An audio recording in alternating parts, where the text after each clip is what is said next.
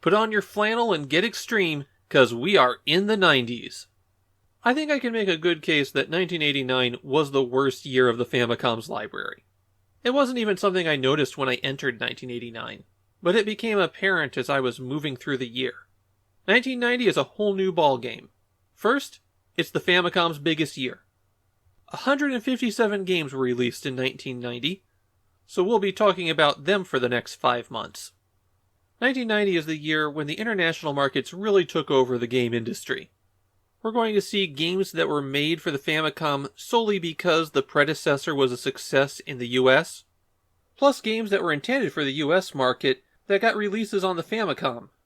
The big event for 1990 is the RPG Showdown, a period of about 2 to 3 months at the first half of the year when all of the major RPG franchises had a release.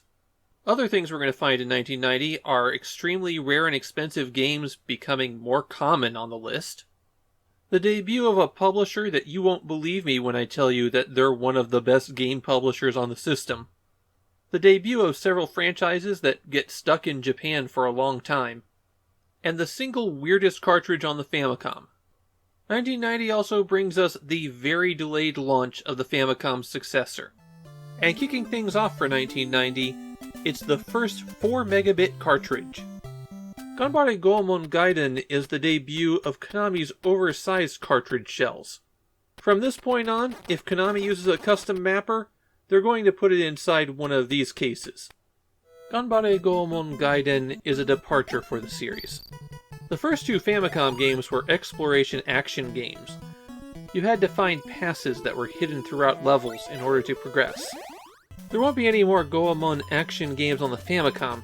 Instead, they've switched them over to Dragon Quest-style RPGs. And this is a case of it being a perfectly acceptable, perfectly reasonable RPG that does absolutely nothing special. The only thing that stands out in this one is the anachronistic comedy of Goemon.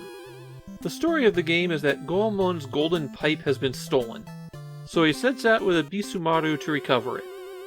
You start out with a Bisumaru in your party, and you can eventually have a group of 4 accompanying you on your quest. As you explore, you hit the A button to bring up a menu, and this menu is a lot more streamlined than most Dragon Quest clones. You've got items, magic, status, and save.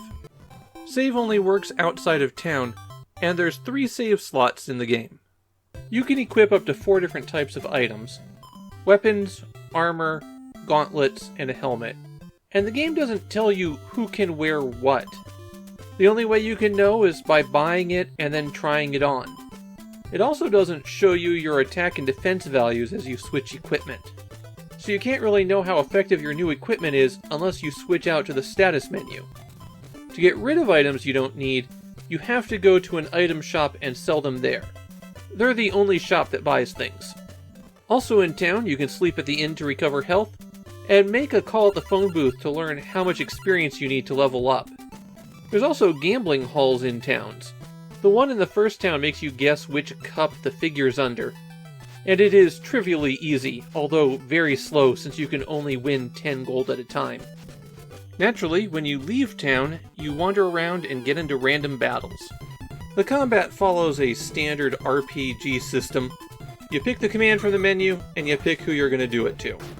Your options are the usual attack, defend, magic, item, or run away. Bisumaru is your healer initially, and his spells will keep you going for quite a while. I found the initial grind in Ganbare Goemon Gaiden to be pretty quick. After you level up once, you're ready to go to the first dungeon. That's a magistrate's manor where you hope to get a pass that will let you through the gates to the wider world. For a first dungeon, it's pretty big. It's at least 3 layers high, depending on how you want to count them. There's a lot of winding corridors and side rooms. Unfortunately, most of it is featureless. You'll wander into the same empty room layouts a few times. Defeat the magistrate at the end to get the pass, and that ends all combat in the manor. So you can collect all of the treasure chests on your way out without any conflict. Then it's off to the second town. There you'll find the trail of a thief that you can start following. And that's as far as I got. RPGs in a daily video format just don't mix. A strange quirk of the game is that you're almost invulnerable to physical damage. There's a bug with the damage formula, and so as long as you have almost any armor on, you'll only take a point or two of damage from physical attacks. There's another, much more disturbing bug. The game sometimes just erases all of the save data. I thought my copy had a bad battery, but it saves fine, and it seems like the previous owner probably got hit by that bug. I've got one more tip here. The item Tora no Kote is normally equipped as a weapon. However, it can be used as an item, and if you use it in battle, it instantly defeats whatever you're facing, including bosses. While Goemon will continue on to action games on other platforms, there is one sequel to this game on the Famicom. It's the only other Goemon RPG as well. As for this game, well, it's not that great. It has decent production values, but it's pretty buggy, and it doesn't do anything special as an RPG. I was hoping for more of a Goemon take on the genre, and unfortunately, this game just doesn't do anything other than the basics.